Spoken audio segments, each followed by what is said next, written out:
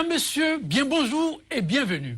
L'accalmie retrouvée au sein du ministère de la Justice après le dégel suite au bras de fer greffier-garde des Sceaux, elle n'aura visiblement duré que l'instant d'un feu de paille. La tension n'est certes pas à son comble, mais ça gronde à nouveau au sein du dit ministère. Les nouveaux mécontents du département ministériel, les travailleurs de l'SMCRI, ou si vous voulez, les enfants adoptés de la maison, comme aiment à les appeler amicalement, bien entendu, certains de leurs collègues de la justice, car orphelins au lendemain de l'investiture du président Talon. Qu'ils vous souviennent, à l'avènement du régime actuellement au pouvoir, l'SMCRI, le ministère chargé des relations avec les institutions, a disparu de l'architecture gouvernementale et son personnel reversé au niveau du ministère de la Justice, qui de fait jouit des prérogatives y afférentes. Mais depuis, en croire les 10 agents, la nouvelle maison d'accueil, le ministère de la Justice, pour ne pas être précis, est bien loin de la terre promise. Entre eux et le ministre de tutelle, l'actuel garde des Sceaux, c'est pratiquement le jour et la nuit. Les deux se côtoient pratiquement comme chien et chat. Personnel ignoré, intérêt bafoué, statut légal hypothétique. Ainsi se résumerait leur quotidien. Reversement du personnel de l'SMCRI au ministère de la Justice, une mesure salvatrice ou une option qui porte en elle-même les gemmes des dysfonctionnements décrits. 100% Bénin, le numéro du jour lèvera un coin de voile sur la préoccupation qui, week-end écoulé, a officiellement été portée sur la place publique. Mais avant, le point de l'actualité vu par les journaux dans leur parution du jour, la revue des titres. Nous n'allons pas déroger à la tradition. Kodjovia Metonou est déjà prêt à nous livrer la substance de sa collecte sur l'essentiel à la une des journaux. Kodjovia Metonou, bonjour. Bonjour Joël Lietondji, bonjour également à nos amis téléspectateurs.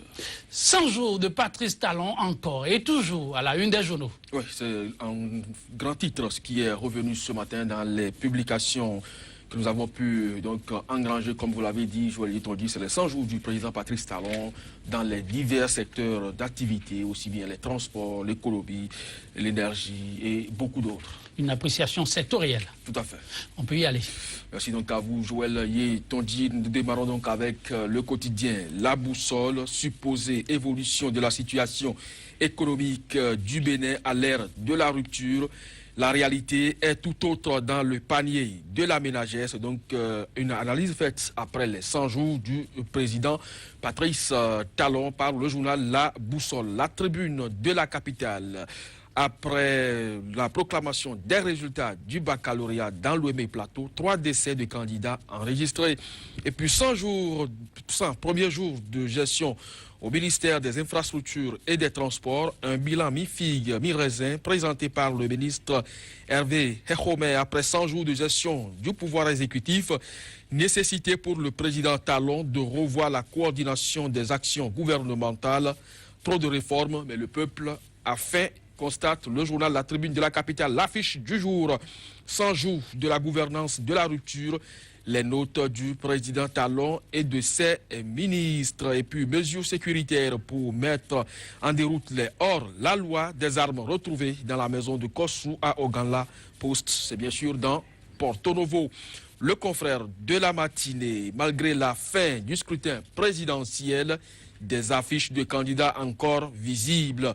Et puis, circulation routière dans la ville de Cotonou, à quoi servent véritablement les feux tricolores dans la ville vitrine. Conférence débat sur les 100 jours de gouvernance de Talon. L'ancien ministre Gustave Souron se réjouit de l'annulation des concours frauduleux. L'événement précis, 100 jours de gestion du pouvoir sous la rupture. Hechomé annonce les grands chantiers de Talon. Nord-Sud quotidien, Assemblée nationale, frustration dans la majorité de Talon. Nouvelle mutation 100 jours au sommet de l'État. Le taux de chômage prend une allure vertigineuse. Et puis gouvernance à l'ère du nouveau départ. Le panier de la ménagère toujours en souffrance. La jeunesse passée aux oubliettes. La promotion genre, l'un des derniers soucis de Talon. Et puis la nouvelle tribune pour terminer. 100 jours après l'arrivée de Patrice Talon au pouvoir, Bénin is back. S'exclame donc le journal. Le pays retrouve progressivement sa place de modèle de démocratie en Afrique. Et puis réforme politique et institutionnelle. l'intégralité du rapport de la commission Djogbenou, journée de réflexion dans le jour. Les 100 jours du nouveau départ sont passés à la loupe. Joël Yetondi, et ce sera donc avec le journal La Nouvelle Tribune que nous allons refermer la une des carnats pour le compte de ce matin.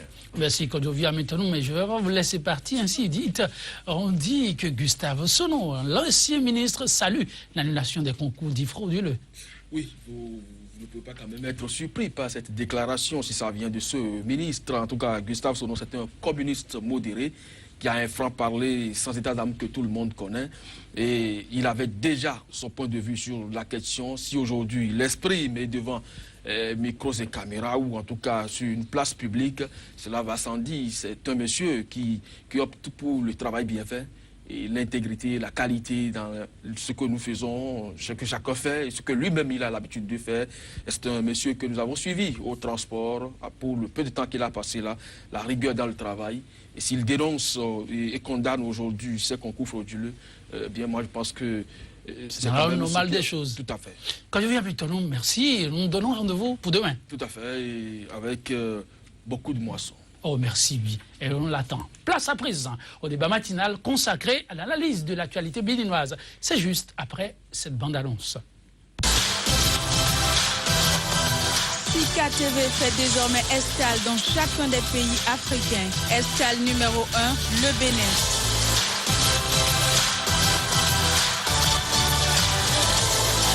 Le mois de juillet entamé sous d'heureux auspices avec un refroidissement de la tension qui couvre au niveau du ministère de la Justice pourrait ne pas s'achever sur les mêmes notes.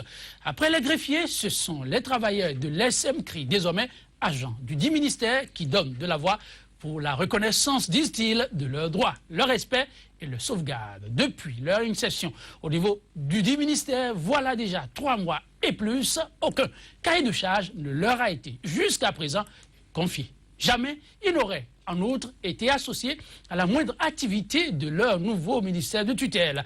À l'ère de la rupture, le ministère de la Justice, un département ministériel en deux.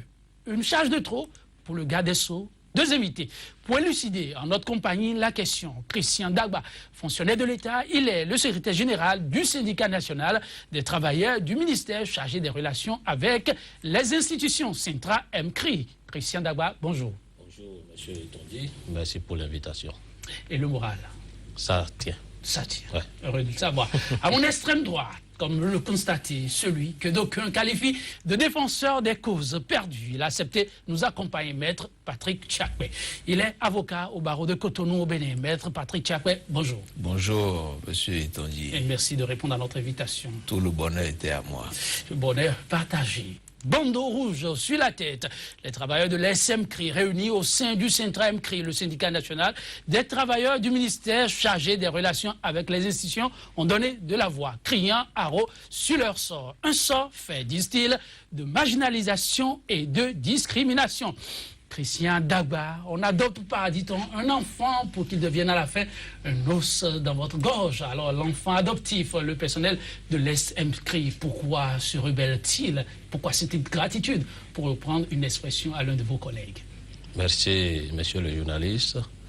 Mais avant d'aller à votre préoccupation, permettez-moi quand même de remercier Sika TV pour cette opportunité qu'elle offre à travers notre modeste personne aux travailleurs de l'SMCRI de venir faire part à l'opinion nationale et internationale du calvaire, du supplice qu'il vit depuis le 6 avril 2016, date de la fusion de l'SMCRI à l'ancien ministère de la Justice.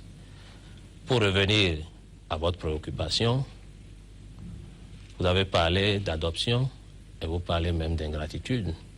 Je rapporte ce qui se dit. Vous me faites sourire un tout petit peu lorsque vous parlez en ces termes, monsieur Tondi. Adoption, nous, on n'en a pas été demandeur. Je vous le concède. C'est peut-être votre manière de voir et de caricaturer la chose. Mais à supposer que c'était vraiment le cas, lorsqu'on adopte un enfant, est-ce que c'est de cette manière qu'on le traite? Lorsqu'on adopte soi-même délibérément un enfant, Est-ce qu'il faut le marginaliser? Est-ce qu'il faut le mépriser? Est-ce qu'il faut le traiter comme un indésirable, comme un indigne, comme un enfant sorcier? Non. C'est comme ça que vous êtes traité? Si. Mais je crois que lorsqu'on... Vous recevez votre salaire. Non, je vous en prie, nous allons en venir. Lorsqu'on adopte un enfant, on a plutôt l'obligation morale, en bon père de famille, de bien en prendre soin, comme ses propres enfants. Mais ce n'est pas ce à quoi nous assistons au ministère de la Justice, auquel nous avons été désormais fusionnés. Lorsqu'on adopte un enfant et que cet enfant a des problèmes, a des préoccupations à poser à ses parents adoptifs, ces parents-là doivent quand même être à son écoute. Ils ne doivent pas lui fermer la porte. Mais voilà ce à quoi nous assistons. Je ne vais pas vous choquer en vous disant que depuis que le ministre Diogbenou s'est installé, il n'a pas daigné nous recevoir ne serait-ce qu'une seule fois. Alors que dans le même temps, il a déjà reçu les organisations syndicales sœurs de notre nouveau ministère à plusieurs reprises. Voilà un peu ce à quoi nous assistons, ce que nous vivons au sein de notre nouveau ministère, monsieur le journaliste. Rien que vous recevoir. Mais j'imagine que vous n'avez pas oublié de dire la vérité, toute la vérité. Car pour les informations qui nous sont parvenues, le ministre vous aurait adressé une invitation. Le ministre aurait même retenu une date, une heure pour vous. Et c'est vous qui ne vous êtes pas rendu disponible. Oui, c'est exact, mais vous n'avez pas eu toutes les informations. Ah, il manque quoi? Non, vous n'avez pas eu toutes les informations. D'abord, lorsqu'un nouveau ministre s'installe, il lui revient de prendre langue sur sa propre initiative avec les organisations syndicales de la maison. Et il l'a fait en ce qui concerne nos confrères du secteur. Mais par rapport à nous autres, il ne l'a pas fait. Nous lui avions laissé le temps nécessaire, soit 1 mois et demi après sa prise de service. Et le 17 mai dernier, nous l'avons saisi d'une demande d'audience. Monsieur le journaliste, cette demande d'audience est restée sans suite de sa part jusqu'au 8 juillet dernier. Et lorsque nous préparions l'Assemblée générale extraordinaire du personnel du vendredi dernier, les avis étaient partagés. Il y en a au sein du bureau exécutif qui souhaiteraient quand même qu'on le relançait. Il y en a, les Vatangais qui étaient parmi nous, qui n'en souhaitaient du tout pas. Mais nous avons été du côté de la raison et l'avons relancé par une autre correspondance. Le 8 juillet dernier, à nouveau, il est resté sans réaction à cette correspondance. Il a fallu que nous programmions notre Assemblée générale et que nous l'en tenions informé pour que le lendemain, le ministre se sente obligé de nous recevoir. Mais tenez-vous tranquille. Au jour et heure même de la tenue de l'Assemblée générale. Au jour et heure. Tout à fait. Nous ne sommes pas de la dernière pluie. Il a fait ses armes à la société civile. Le syndicat a également une composante de la société civile. Vous voulez dire cette invitation, tout à fait, cette invitation au jour et heure même de l'AG relève purement et simplement d'une stratégie de démobilisation pour faire échec à l'AG. Mais en toute courtoisie et en réponse à son invitation, nous lui avons rappelé que nous tenions une AG ce jour-là et à cette même heure et que nous lui serions reconnaissants de différer la date de l'audience. Nous avons normalement tenu notre AG dans la soirée même de ce vendredi où nous avions tenu l'AG. Nous lui avions transmis les conclusions de l'AG. Et là, nous sommes maintenant. La balle est dans son camp. Nous l'attendons, nous attendons qu'il nous invite à nouveau. Maître Charpé, cette réaction des travailleurs de l'ESMCRI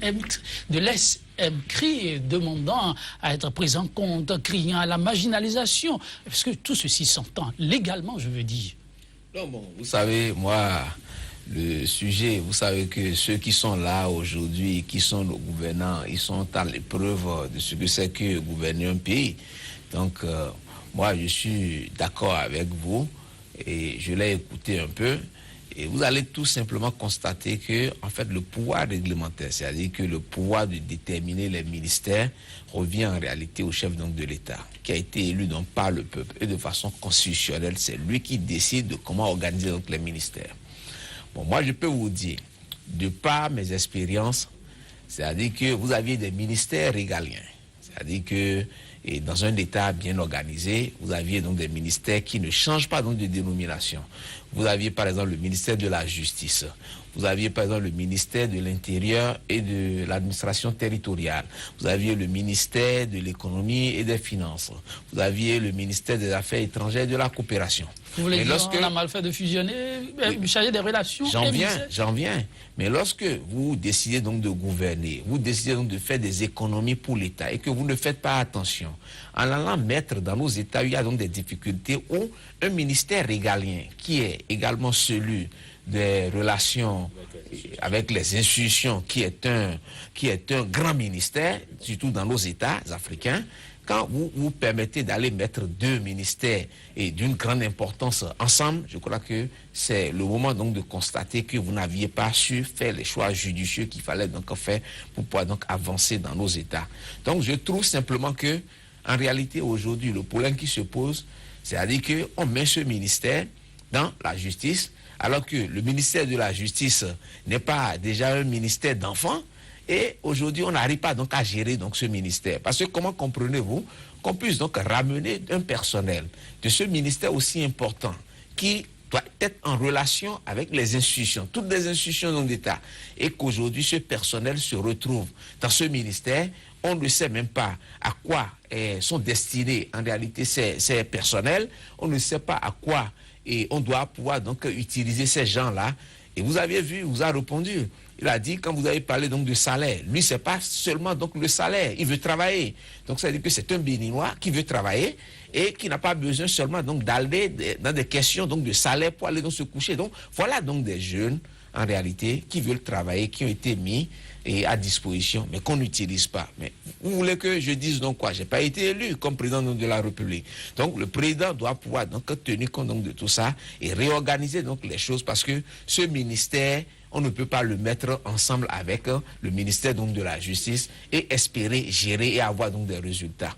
Et moi, je crois que comme c'est leur début, ils auront donc le temps donc de constater parce que ce qu'on a reproché au président Yahi donc dans ce pays, c'est de ne pas pouvoir donc utiliser la ressource humaine, les ressources humaines. Mais aujourd'hui, qu'est-ce qui se passe? On trouve donc les mêmes choses. C'est pratiquement et plus grave parce que quand vous voyez un peu comment se passent donc les choses dans ce pays, on pense qu'on doit pouvoir donc gouverner par la rue, alors que la rue, puisqu'on l'a reproché également au président Yahi dans ce pays. Et on pense qu'on doit aller donc faire la politique et aller dans la rue. Je pense que... Vous trouvez que la politique s'est limitée à ce niveau? Vous savez, je vous dis quelque chose, on parle donc de 100 jours, on parlera bientôt donc des 60 mois, parce que 5 ans, ça fait 60 mois et c'est pas beaucoup. Donc, ça veut dire que quand vous prenez un départ qui ne marche pas, et je l'avais dit ici quand le président Yahi avait pris le pouvoir en 2006, j'étais le premier à sortir pour dire, écoutez, c'est un mauvais donc départ, personne ne m'avait écouté dans ce pays, vous n'avez pas le droit d'arrêter dans l'illégalité. Fabon à l'époque, je l'avais dit, personne n'avait voulu donc m'écouter. J'ai dit, les hauts gradés donc de la police, pour faire une procédure contre eux,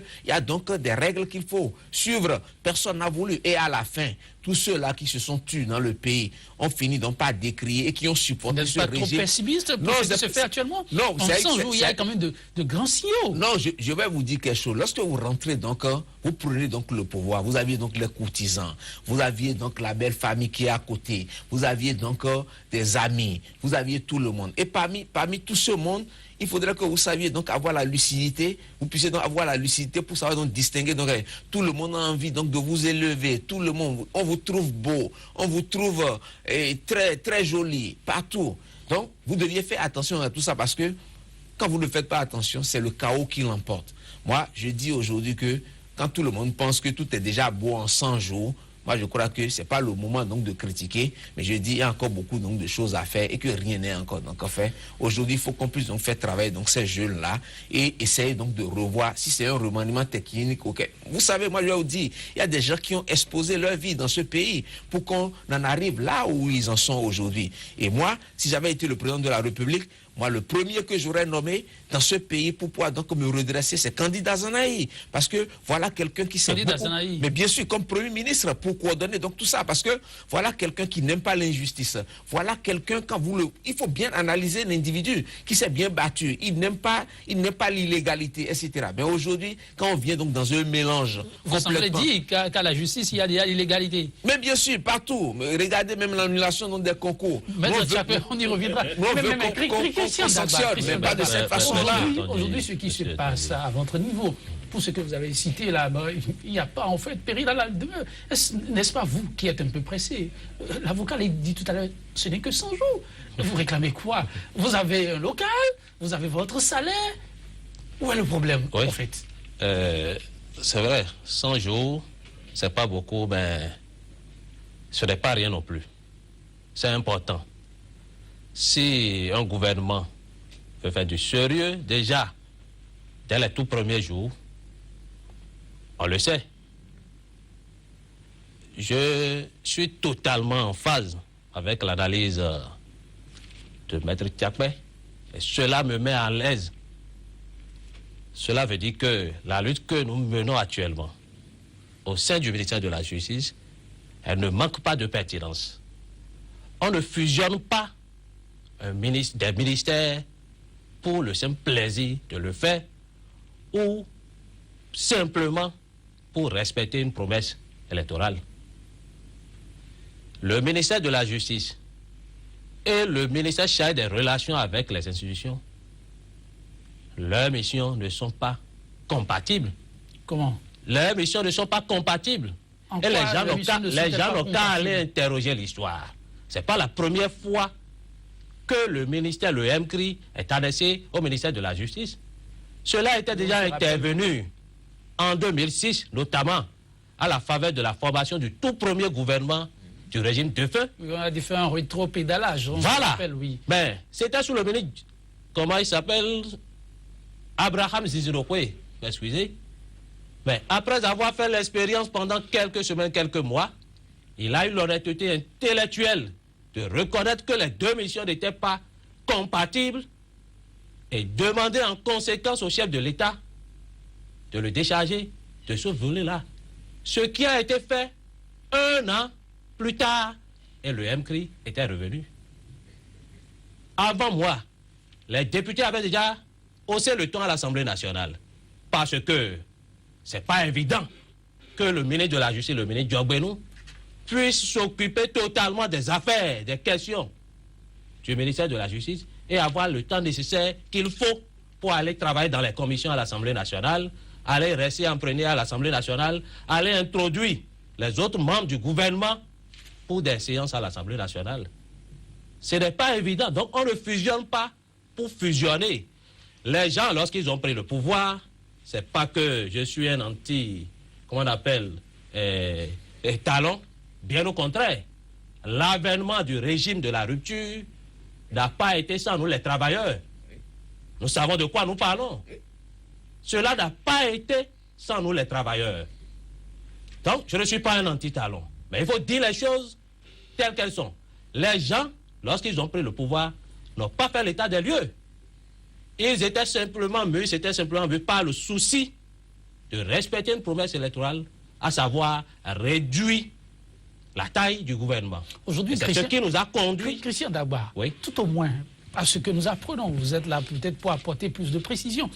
Votre ministère, on a fait une fusion, mais aujourd'hui, à vous seul, il paraîtrait que vous avez au moins 4 départements dans l'enceinte, 4 sessions dans l'enceinte du ministère. Avec ça, vous pouvez vous réorganiser et donner plus de visibilité tout au moins à votre ministère de fin, non? D'abord, je rectifie. Je rectifie quand vous... C'est de l'intoxication? En tout cas, ça peut être apprécié diversement. Quand vous consultez le nouvel organigramme du nouveau ministère de la Justice, au sein duquel nous sommes désormais, l'SMCRI est réduit au niveau central, je dis bien au niveau central, à une seule direction technique. Une seule? Une seule direction technique. Pas 4. C'est vrai que par la suite, il y a eu des plaidoyers pour que le ministre puisse faire intégrer finalement 2 structures sous tutelle. Nous avions 2 structures sous tutelle, à savoir le centre de promotion de la société civile qui est basé à Kourounou et l'Observatoire national des processus électoraux qui n'a pas encore un siège. À ce jour. À ce jour. C'est une nouvelle structure. Vous qui n'êtes pas informé. Si, c'est une nouvelle structure. Donc il a fallu que des gens fassent des plaidoyers pour que le ministre Diogbenou accepte finalement d'intégrer ces 2 structures-là. Mais c'est des structures sous tutelle. Moi, je parle du niveau central. Au niveau central, le ministère est réduit à une seule direction technique. Sérieux. Voilà la vérité. Mais, ok, ça pose problème, c'est vrai, mais à raison. Quand on prend au moins vos structures déconcentrées, quasi sur toute l'étendue du territoire national, ça peut servir au moins d'appoint pour donner du souffle à ce que vous faites aujourd'hui. Et c'est en cela que nous n'entendons pas faire cadeau au ministre Diogbenou. Il va falloir qu'il revoie la copie.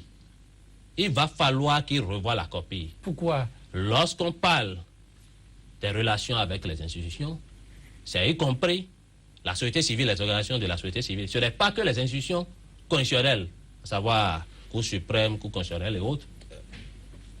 L'une des cibles privilégiées de la mission de l'SMCRI, ce sont les organisations de la société civile. Et ces OSC se retrouvent un peu partout sur l'ensemble du territoire national. Lorsqu'on supprime les directions départementales qui constituaient le relais du ministère au niveau territorial, comment est-ce qu'on entend mettre en œuvre la mission du ministère au niveau départemental, au niveau territorial? Vous voulez dire que toute la direction a été supprimée? Toutes les directions départementales ont été supprimées. Et toutes? Selon nos informations, l'argument qui aurait été milité en la faveur de cette suppression, ou l'argument par lequel cette suppression se justifie, c'est que nous sommes désormais au ministère de la Justice, et le ministère de la Justice se fait déjà représenter par des tribunaux sur l'ensemble du territoire. J'ai dit qu'il y a erreur. Les tribunaux n'ont pas la même vocation que nos ex-directions départementales. On ne peut pas gérer les OSC, les ONG, les chefferies traditionnelles au niveau des tribunaux. Non! Je ne sais pas ce que le ministre Diogbenou a contre les directions départementales. Si tant est que ce sont les directions départementales, l'existence des directions départementales qui le gênent, mais il n'a qu'à nous appeler. Nous avons des propositions alternatives à lui faire. J'ai parlé tantôt du centre de promotion de la société civile, qui est l'une de nos structures sous tutelle. C'est un centre. On peut réaménager, redimensionner ce centre de manière à le transformer en une agence et de manière à le doter des antennes relais au niveau des départements de manière à combler le vide créé par la suppression des anciennes décrets. Toutes ces décisions, tous ces actes ont été posés à votre insu? Absolument, absolument, et c'est l'un des griefs que nous avons contre le ministre Diogbenou. On ne gère pas une administration, une structure publique avec les méthodes de gestion d'une entreprise privée ou d'un cabinet. Je suis désolé de le dire comme ça. On ne peut pas faire notre bonheur à notre insu. Un AOF est élaboré par les cadres de la structure. Oui, Christian, mais Maître Tchapé, ce que Christian est en train de dire là, quand même, c'est suffisamment grave. On sait que c'est beaucoup de doigté. Non, c'est pas du tout grave, moi, à mon avis, tout simplement parce que quand les problèmes se posent, il faut pouvoir donc les remettre sur la table et essayer de trouver des solutions. Moi, je crois que ces problèmes, on aurait pu débattre de ces problèmes déjà dans ces ministères avant donc de laisser les gens sortir. Donc moi je trouve aujourd'hui qu'il est en train de poser des problèmes sérieux et moi, vous savez, moi j'exprime donc des inquiétudes parce que à vouloir chercher à être partout et dans ce pays où personne ne veut réellement donc rester dans son rôle et on pense qu'on peut donc tout faire, moi je peux vous dire, je crains que d'ici là qu'il y ait donc des gens qui puissent donc encore partir donc du pays. Parce que sur une partie du pays. Mais bien sûr, parce qu'il aura tellement donc de problèmes à régler dans ce pays. Il aura tellement donc de problèmes à régler et personne n'aurait pu apporter donc de solutions. Et n'oubliez pas, parce que quand les gens disent que c'est le peuple qui veut, alors qu'au même moment on dit qu'il ne faut pas gouverner, donc pas la rue, etc. Moi, je peux vous dire quelque chose au Bénin. Toutes les élections au Bénin, si vous faites beaucoup attention, ont été donc des élections donc de rejet. C'est pas qu'on veut quelqu'un qu'on a même pour venir donc travailler, mais qu'on l'utilise pour chasser donc l'autre. Ça a été toujours donc comme ça. Et quand vous vous retrouvez donc dans des situations comme ça et que vous prenez donc le pouvoir, vous devez beaucoup faire attention et essayer même d'écouter ce que moi j'avais reproché ici, en réalité au régime donc de Yahi à son départ en 2006. Et moi je continue toujours donc de le dire. C'est quoi? C'est-à-dire, vous savez que quand vous prenez donc le pouvoir ou la politique, en fait, la politique se résume à deux actes, c'est-à-dire la conquête et l'exercice donc du pouvoir. Or, vous savez que par expérience et par les règles politiques, c'est que vous ne pouvez jamais, en réalité, exercer un pouvoir avec des gens qui ne vous ont pas aidé à le conquérir, ou bien des gens qui vous ont combattu à un moment donné. Donc, partant donc de là, lorsque vous vous retrouvez dans une telle situation que vous tombez donc dans ces erreurs-là, ce qui est sûr, c'est que le chaos vous attend à la fin. Donc moi, je trouve aujourd'hui que le président de la République, moi, je sais qu'il est assez intelligent et il doit pouvoir maintenant donc écouter ceux qui sont donc autour et essayer donc de voir ce que lui doit poser, parce que 60 mois, c'est pas beaucoup. Essaye donc de voir ce que lui va poser comme acte, ce qu'il va faire pour essayer donc de rehausser en réalité donc son image dans le peuple, ce peuple qui a voulu qu'il soit aujourd'hui donc à la tête de l'État. Le problème qui se pose actuellement ne le concerne pas, c'est le garde des Sceaux, votre collègue. Oui, mais je dis, moi je ne veux pas. Un ministre n'est pas représentatif, moi, à mon avis. Parce que je l'ai donc déjà dit d'entrée au jeu, qui a le pouvoir réglementaire, qui de point de vue constitutionnel doit répondre devant les Béninois et qui doit pouvoir donc monter les ministères et décider donc de son gouvernement. C'est le chef donc de l'État. Donc moi je ne vois pas donc les ministres. Vous savez, moi je peux vous dire, moi dans ce pays, quand vous n'êtes pas prêt pour quelque chose, il ne faut pas aller donc le faire. Moi je me rappelle... Qui n'est pas prêt? Je dis, quand vous n'êtes pas prêt dans ce pays, il ne faut pas aller donc le faire. Moi je me rappelle en 2007 ici, en 2012, on m'avait appelé pour aller au gouvernement. Je n'étais pas prêt. Mais on a trouvé que c'était quand même bizarre qu'on demande à quelqu'un d'aller au gouvernement parce que je ne sais pas ce que j'irai donc de l'autre côté alors que je n'ai peut-être pas l'expérience d'aller donc le faire. Donc aujourd'hui, le tout, c'est pas donc d'avoir donc les titres, c'est pas donc de s'arroger donc les ministères. Je crois qu'il faut attendre un travail et voilà ce qu'on est en train donc de dire. Et maintenant, ce régime est à l'épreuve aujourd'hui donc de la gestion donc de l'État. Ce que c'est que gérer donc l'État, c'est pas facile. Ils sont en face donc de ça. Nous on veut qu'ils apportent donc des solutions. Et moi je voudrais qu'ils apportent donc une solution par rapport au problème posé par M. Dagba. Parce que quand vous prenez tout ce que M. Dagba vient donc de dire, regardez comment on va gérer les chefferies traditionnelles dans les tribunaux. On veut aller faire quoi donc là-bas encore? C'est pour encore davantage politiser donc la justice. C'est pour davantage donc compliquer la justice, le fonctionnement donc de la justice, qui n'est pas... Vous savez que le ministère de la Justice, c'est pas facile, hein? Ah, mais il faut aller demander à certains ministres. Certains ministres dans ce pays ont voulu même prendre leur voiture pour écraser donc le personnel. Ça n'a pas empêché donc de faire partie ce ministre en moins donc d'un mois. Donc c'est pour vous dire quoi? C'est pour vous dire que c'est déjà un ministère délicat et aller maintenant mettre d'autres choses à l'intérieur où on aura donc des gens à gérer. C'est-à-dire que quand vous prenez la chefferie traditionnelle dont on parle aujourd'hui, c'est des gens, ils veulent également avoir leur statut. Ils veulent également avoir leur parcelle donc de pouvoir. Ils traitent également donc des communautés. Maître Tchak, vous semblez oublier que le garde des Sceaux, c'est quelqu'un qui connaît la maison. Et il a l'avantage de maîtriser son environnement.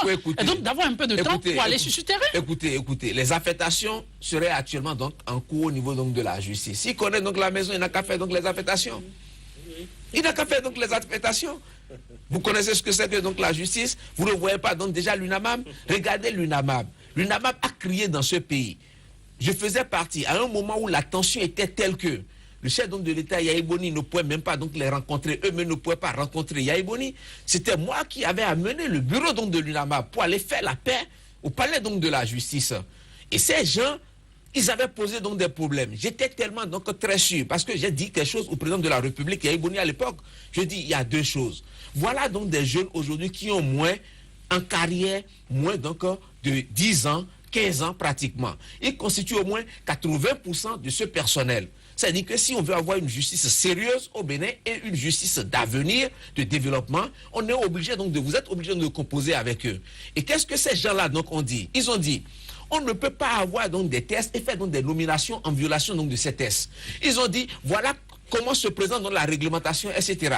Le président Yahya Boni à l'époque avait tout accepté parce qu'il ne pouvait pas dire mot, parce qu'il a trouvé que le bureau de l'UNAMAP avait parfaitement donc raison. Mais dans les faits et dans la pratique, vous n'avez pas vu que certains en allant tout le temps donc lui parler, ça c'est tel opérateur économique qui est derrière, alors que les gens ils étaient donc des gens... C'est quoi le lien avec ce à quoi on assiste aujourd'hui? Donc le fait d'aller lui parler tout le temps et de lui dire, et il n'a pas lui-même à un moment donné il n'a pas su prendre les dispositions pour mettre en application ce que le bureau de l'UNAMAP disait à l'époque. Vous avez vu comment ça a terminé donc toutes ces histoires-là aujourd'hui. Donc vous voulez demander que le chef de l'État soit à l'écoute. Mais il est obligé, on ne peut pas être donc de la justice par exemple et faire donc des affectations qui violent les dispositions donc de la loi. Aujourd'hui, il n'y a pas encore eu d'affectation. Non, mais c'est un coup. Ça risque de venir mais encore. Bien sûr. C'est pour ça que le président de la République actuelle, je vais l'inviter également, respectueusement, parce qu'il est le père donc de la nation, il est notre grand frère, et lui n'est pas donc du tout compliqué. Je vais l'inviter à écouter le bureau donc de l'UNAMAP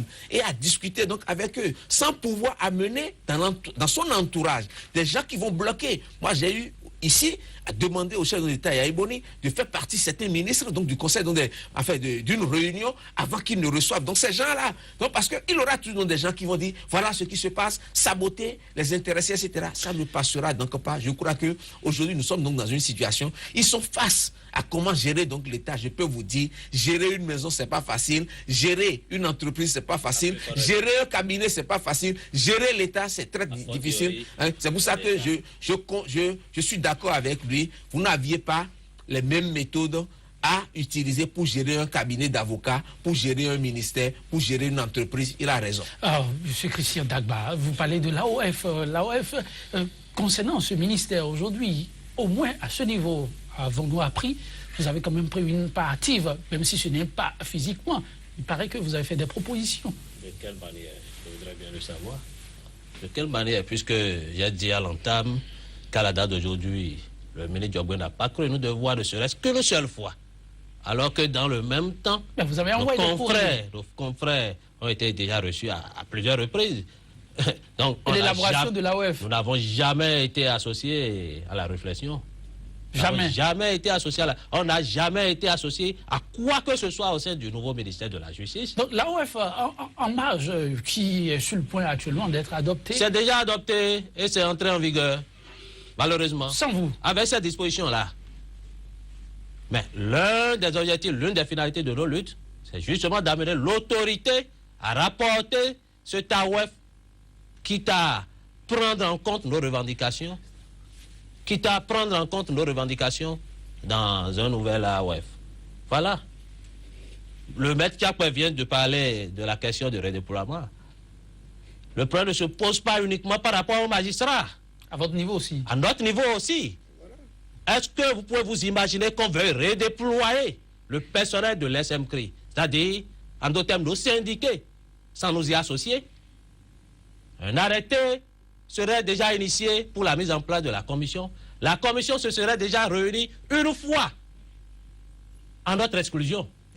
Nous sommes totalement tranquilles. Dès que le redéploiement va être fait, au mépris des tests, en l'exclusion des représentants du personnel que nous sommes, nous allons simplement inviter nos syndiqués à la désobéissance civique. Nous allons simplement les inviter à ne pas aller rejoindre les nouveaux postes d'affectation. Vous connaissez les sanctions. Nous allons engager... Quelles sanctions? Plus de pagaille sous la Quelles rupture. sanctions? Nous allons engager le bras de fer et on verra ce que cela pourra donner. On ne pourra pas brimer et nous demander de nous taire. Christian Dagba, tout ceci paraît comme un paradoxal avec Christian Dagba, voilà. avec un peu d'honnêteté dite. Vous ne vous reprochez rien dans ce qui se fait actuellement? Un peu d'indiscipline de votre part, par exemple? D'insubordination? Rien du tout?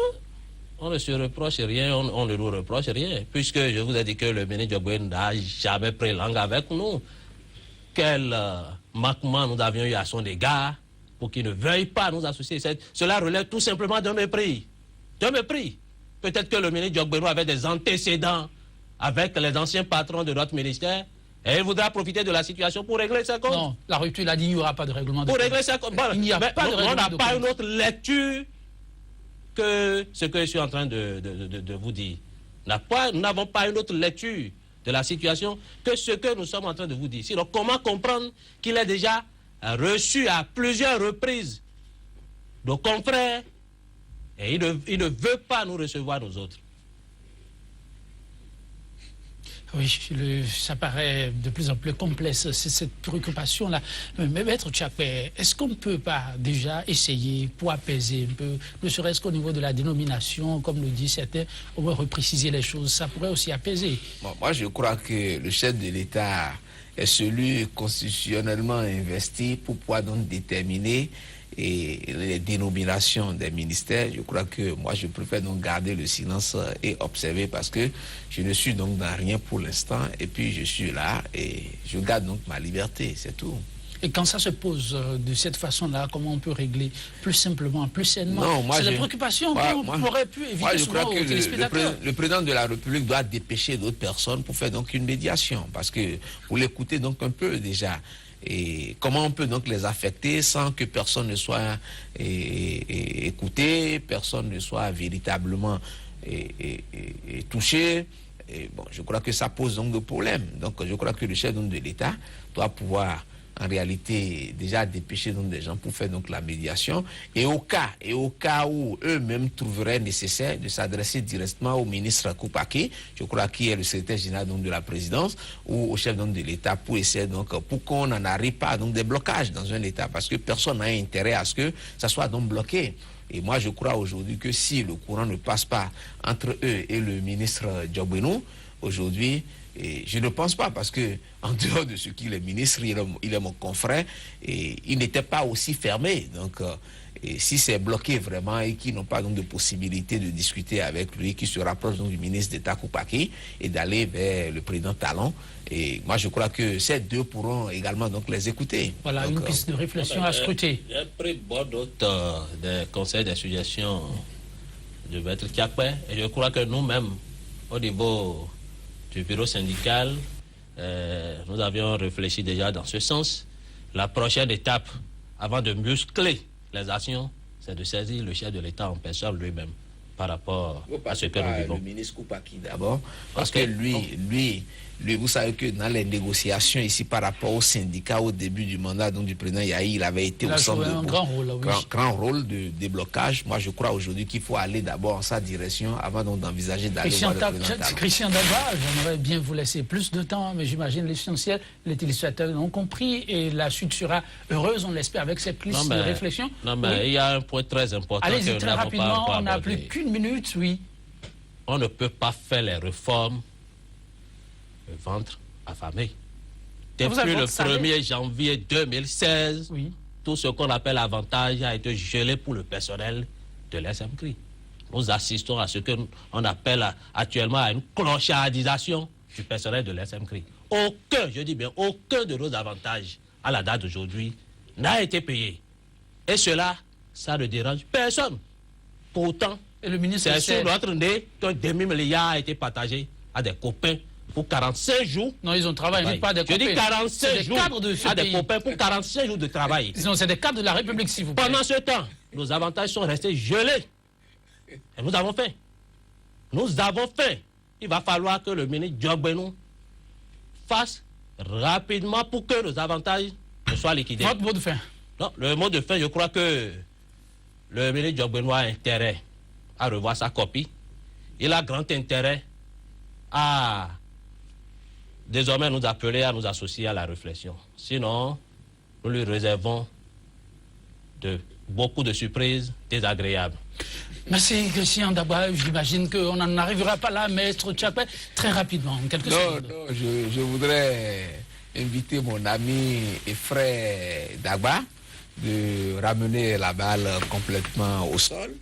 Et je crois que d'emprunter les démarches qu'il faut, de retourner, parce que il vous a quand même invité. Je crois qu'il faut repartir maintenant et revoir d'autres rendez-vous.